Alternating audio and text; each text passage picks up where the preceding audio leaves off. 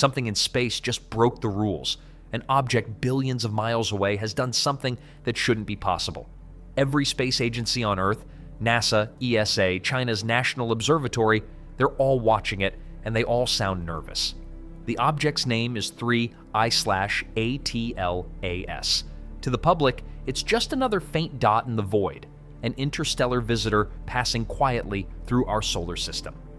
But to the scientists tracking it, it's now the biggest mystery in modern astronomy, because just a few days ago, it changed course. Not slightly, not gradually, but in a way that defies everything we know about physics. For the first time in history, the International Asteroid Warning Network, the global coalition responsible for protecting Earth from cosmic threats, has started tracking an object that didn't come from our solar system. And the reason is simple. 3I/ATLAS isn't where it's supposed to be. Its orbit no longer matches NASA's predictions, and no natural explanation can account for how it moved. If this was a comet, it should have followed gravity. If it was a rock, it should have coasted straight through space on its original path. But this object didn't drift. It turned.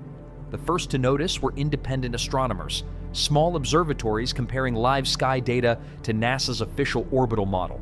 The numbers didn't line up. 3I/ATLAS wasn't just off course by a small margin, it was more than 1 million kilometers away from its expected position, roughly 3 times the distance between the Earth and the Moon. But the strangest part wasn't the distance, it was the direction. Instead of being pulled by the sun, the object had shifted sideways, as if it had moved deliberately across space. No comet has ever done that. Outgassing and solar radiation can nudge objects forward or backward, but nothing moves laterally. For that to happen, something inside it would have to push. A force, a mechanism, or a decision. And that was the moment astronomers stopped calling it a comet. NASA's Jet Propulsion Laboratory reviewed the anomaly. The data was verified. The deviation was real. And the first official notice was sent quietly to the International Asteroid Warning Network. Within hours, telescopes across the world were retargeted. Every instrument capable of deep space observation, from the Hubble to the VLT in Chile, began pointing toward a single object. What they saw next made them even more uneasy. 3I/ATLAS had vanished behind the sun, just as it was expected to, but when it reappeared on the other side, it wasn't where orbital mechanics said it should be. It was higher, faster, and brighter. The math didn't work anymore. By that point, Harvard astrophysicist Avi Loeb had already classified it as technologically suggestive, a phrase he once used to describe Oumuamua, the first interstellar object ever detected. But this time, even Loeb sounded cautious, because this object wasn't just strange, it was precise, and precision doesn't happen by accident. NASA's own orbiters around Mars had been in perfect position to photograph 3I/ATLAS as it made its closest approach to the sun. Those images should have been released by now, but not a single frame has been made public. According to internal sources, the data is still being analyzed. Others say it's been locked away. If those images showed anything artificial, geometry, symmetry, or light emissions inconsistent with a natural body, NASA would have every reason to delay disclosure. And maybe that's exactly what they're doing. But fragments of information always find their way out. Loeb's research team noticed something else, a jet of material pointing toward the sun instead of away from it. Astronomers call this an anti-tail. It's rare, but it happens when dust trails align in just the right way.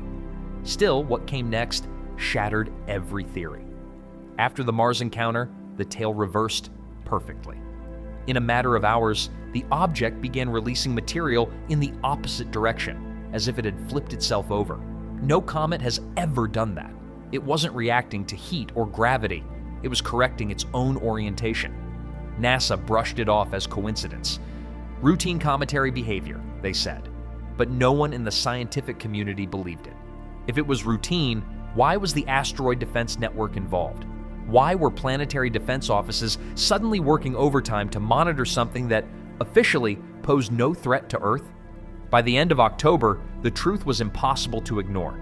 The movement wasn't random. It wasn't the solar wind. It wasn't sublimation. It was propulsion. Data from observatories in Chile, Spain, and Japan confirmed that the object had changed velocity. Over just 19 hours, its position drifted farther than any natural object could move. To achieve that, it would need a sustained lateral speed of about 4 kilometers per second, a level of precision and control that only spacecraft have ever demonstrated. Scientists tried to rationalize it. Maybe it was vapor jets, maybe magnetic dust, maybe data corruption, but none of the models fit. Every theory failed except one, the unthinkable one. If 3I/ATLAS really had propulsion, it wasn't a comet at all. It was a vessel. And if that's true, then someone or something built it. The mood inside NASA began to shift. Quietly, the Planetary Defense Office increased its internal risk level to Tier 3. That classification has only been declared twice in history, both times during suspected near-Earth impact threats. But this object isn't heading toward Earth, it's moving away. So why treat it like a threat? Because in the middle of its drift, 3I/ATLAS did something else. After the first deviation, it corrected itself, turning back toward its original path with perfect accuracy as though running a navigation check. Ground-based telescopes captured the shift clearly, a smooth, symmetrical arc, the kind of maneuver that only guided systems can produce. The International Asteroid Warning Network issued an encrypted bulletin to member agencies, classifying it as a pattern recognition event. That label means the motion matched no known natural behavior. Within hours, the European Space Operations Center confirmed that the object had emitted a short burst of infrared radiation, a controlled spike lasting just 12 minutes, followed by rapid cooling. That's not sunlight reflection. That's power. Whatever it is, it fired something. When the data reached NASA's Deep Space Network, the energy curve matched one type of theoretical propulsion, magnetohydrodynamic acceleration. In simple terms, controlled plasma, the kind of drive humanity has only ever theorized for interstellar travel. Every nation with a telescope pointed their instruments toward it. NASA doubled its observation time. China reactivated its U-22 array, usually reserved for lunar missions. The European Space Agency triggered an emergency coordination protocol, the same used when an impact event is imminent. But this wasn't about collision, this was about comprehension, because whatever 3I/ATLAS is, it's moving with intent. And as it drifts silently between the planets, humanity is left staring at the data. The one clue we can't explain, a 1,000,000-kilometer shift in the black, a burst of power in the dark, and the feeling that somewhere out there, something is watching back. For days after the anomaly, the world's telescopes stayed locked on 3I Atlas, and what they saw next left scientists stunned. The object didn't just drift farther from its expected path, it shifted again, correcting its own course with the precision of something that knew exactly where it was going. It wasn't tumbling through space or being pushed by sunlight, it was maneuvering. The movement was symmetrical and exact, the kind of calculated correction only a guided object could make. Every measurement pointed to the same conclusion. Whatever this thing was, it had propulsion. The International Asteroid Warning Network quietly issued an internal alert. In plain language, they had witnessed a pattern that matched no natural phenomenon ever recorded. And at that same moment, the European Space Operations Center confirmed something even stranger. There had been a sudden spike in infrared radiation, a burst of heat lasting 12 minutes and then vanishing completely, as if an engine had ignited and shut off again. That single burst changed everything. NASA scrambled to increase observation time, China reactivated its deep space tracking arrays, and the European Space Agency triggered its emergency planetary defense protocols, the kind reserved for impact events. Officially, it was just coordination. Unofficially, it was fear. When analysts studied the heat data, what they found was impossible. The emission curve didn't match any known form of chemical propulsion or ion drive. Instead, it resembled a magnetohydrodynamic signature, the theoretical fingerprint of a plasma engine driven by electromagnetic fields, the kind of propulsion humanity has only ever imagined for interstellar travel. It wasn't just the heat that shocked them. The object's rotation, once steady and predictable, began to oscillate in perfect rhythm every 247 seconds. The pattern didn't drift, it didn't decay. It repeated like clockwork. Astronomers realized it wasn't random motion at all. The object was communicating through rotation, pulsing in a rhythm so precise it could only have been deliberate. Within days, the asteroid warning network stopped functioning like a research group and started behaving like a defense command center. They noticed the new trajectory wasn't leading out of the solar system, but toward the outer planets. Its next destination, Jupiter. To most people, that would sound like coincidence. To scientists, it was the opposite. A pass through Jupiter's magnetic field could supply enormous power. Every spacecraft engineer recognized the maneuver immediately. It was a gravity assist, a slingshot, something we use to accelerate our own probes. 3I Atlas wasn't just moving, it was navigating. NASA's Planetary Defense Office quietly raised its internal status again. Behind closed doors, meetings ran through the night. If this was a coincidence, it was a terrifying one. And if it wasn't, it meant someone or something was in control. Then came the interference. Across the globe, radio observatories began to pick up a faint pulse at exactly the same interval as the object's rotation, 247 seconds. It wasn't strong enough to be noise, but it was too organized to be static. When the data was aligned, every spike matched the object's spin, no matter where on Earth it was recorded. The entire planet was resonating with the same hidden frequency. Engineers at NASA dismissed it at first, calling it atmospheric interference, but the timing was too perfect. It was as if the object was syncing with us, like it had locked onto the electromagnetic hum of our planet. And then, without warning, every observatory tracking 3I Atlas went dark. In less than 10 minutes, telescopes in Hawaii, Chile, Italy, and South Africa all lost signal simultaneously. The Deep Space Network stopped receiving telemetry, and even China's massive U-22 radio array reported total silence across multiple frequencies. Every attempt to reconnect failed. 47 minutes later, the streams came back online, and the object was gone. Not destroyed, not obscured, just missing. It wasn't hidden behind the sun or lost in the noise. It had vanished from every known coordinate. For a few seconds after the blackout ended, sensors detected a faint hum, a low-frequency vibration pulsing once every 247 seconds, exactly matching the object's rotation rate before it disappeared. It was as if the signal itself had survived, even though the object hadn't. Analysts tried to write it off as interference from the network reboot, but the data didn't lie. The pulse was real. It came from deep space, from the exact direction where 3I Atlas had last been seen. It wasn't random and it wasn't fading. It was echoing like a beacon still transmitting from an invisible source. The event was classified under a new category, Interstellar Signal Anomaly 2025-11. The files were restricted immediately, but one small detail slipped out through internal chat logs. During those 47 minutes of total blackout, telescopes registered a faint directional flash aligned perfectly with Jupiter's orbit. The object hadn't been destroyed, it had jumped. When the light appeared again, James Webb was the first to see it. A sharp glint just beyond Jupiter's orbit, moving faster than anything ever recorded. The calculations were impossible. If the readings were accurate, it had relocated faster than the speed of light itself. For days, scientists argued. Some claimed it was a sensor glitch, others said it was reflected radiation, but then Gaia, the European Space Observatory, 1.5 million kilometers from Earth, detected the exact same reflection 247 seconds later. The timing was identical. Two separate detections perfectly synced to the object's signal pattern. The conclusion was unthinkable. 3I Atlas hadn't simply moved, it had duplicated itself across space-time using its own rotational frequency as a bridge. Each pulse wasn't just light, it was a step, a leap through the fabric of space. It wasn't traveling through the void, it was skipping across it. When NASA reconstructed the data from the blackout window, the missing 47 minutes weren't empty. Hidden within the corrupted telemetry was a binary transmission, a coded stream embedded directly into the network. At first, it looked like static, but once decoded, it revealed a set of coordinates.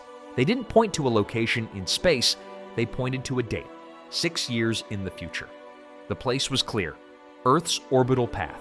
The timestamp, 2031. The object hadn't vanished. It had set a return point. NASA locked the file immediately under its highest threat classification, the same level reserved for civilization-ending impacts. Publicly, every agency denied the discovery. Official statements insisted the object was gone, lost to the void. But weeks later, amateur astronomers in Australia picked up a weak but repeating radio pulse, the same 247-second interval now coming from somewhere within the asteroid belt. The signal wasn't fading away anymore, it was circling back. Since then, the asteroid warning network has gone dark. All public feeds, all data access erased overnight. The official explanation was system restructuring, but among insiders, the whispers say otherwise. A private global consortium of observatories is now tracking the object in secret, operating under a code name, Project Helios. Their mission is simple: to monitor whatever 3I Atlas has become and to prepare for its return. Maybe it isn't running from anything. Maybe it's waiting for something. Or someone. And even now, every 247 seconds, a pulse still echoes through the void. It's faint, almost indistinguishable from cosmic background radiation, but if you listen carefully, you can still hear it, a heartbeat in the dark. The story of 3I Atlas isn't over. The signal hasn't stopped, it's just getting closer. Something has changed in the silence of space. For months, the signal from 3I Atlas has been repeating at perfect intervals, a pulse every 247 seconds that rolls across the void like a quiet heartbeat.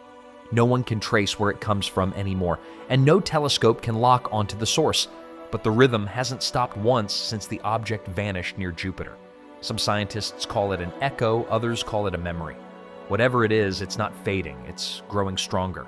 At first, agencies treated the reappearance of the signal as a curiosity, but then something new began to appear in the data. Each pulse started carrying subtle distortions, microscopic variations in wavelength that shouldn't exist if the signal was just a leftover reflection. When those distortions were plotted, they formed a sequence, repeating in groups of 6, then pausing, then repeating again. The pattern didn't fit any natural process. It looked more like an information stream, a message hidden inside the pulse itself. Deep inside NASA's Jet Propulsion Laboratory, analysts ran the waveform through encryption models. When translated into binary, the pattern resembled coordinate data, not for a place in space, but for a point in time. The sequence predicted a convergence event in 2031, when the Earth and Jupiter would align along the same orbital vector that 3I Atlas once followed. The analysts didn't want to believe what they were seeing, but the numbers were exact. The pulse wasn't random noise, it was a countdown. Outside official circles, the story didn't stay buried. Amateur astronomers started to notice anomalies in the asteroid belt. Tiny flashes of light appearing in the same position every few days, always lasting less than a second. When they compared notes, they realized the flashes were perfectly synchronized with the 247-second pulse. The flashes weren't random, they were reflections. Something in the belt was turning, adjusting its angle, catching sunlight for just a moment before disappearing again. Whatever 3I Atlas had become, it wasn't gone. It was hiding in plain sight. Meanwhile, the global radio network began to experience a strange side effect. Every time the pulse arrived, instruments across continents recorded microscopic distortions in the Earth's magnetic field. Tiny but measurable ripples that matched the frequency of the signal. It was as if the planet itself had become part of the conversation, resonating with an intelligence we couldn't see. Technicians tried to dampen the interference, but nothing worked. Every 41 minutes, the same faint tremor passed through the ground. You couldn't feel it, but the sensors could. It was everywhere. Inside NASA, the mood turned from curiosity to quiet dread. They had seen this before. Decades earlier, Voyager 1 had recorded a similar rhythm while crossing the heliopause, a faint electromagnetic pulse repeating at near-identical intervals. At the time, it was dismissed as background noise, but when the old data was re-examined, the signature matched the current signal perfectly. That meant the first echo from 3I Atlas wasn't in 2025. It was in 1996. The object, or whatever it represents, has been talking to us for nearly 30 years, and only now are we beginning to understand the language. Governments reacted the only way they knew how: silence. NASA stopped publishing telemetry from deep space probes. The European Space Agency shut down public access to the Gaia database for security updates. China's U-22 array went offline without explanation. Officially, there was nothing to report. Unofficially, new observatories were being built in secret, facilities designed not to watch the stars, but to listen. The code name leaked eventually, Project Helios, a coalition of scientists working off the books to track the pulse, study its rhythm, and prepare for what might happen when it stops. The latest data from Helios paints a picture no one wanted to see. The pulse isn't static, it's converging. Each signal is arriving a fraction of a second sooner than the last, the interval shrinking by microseconds every week.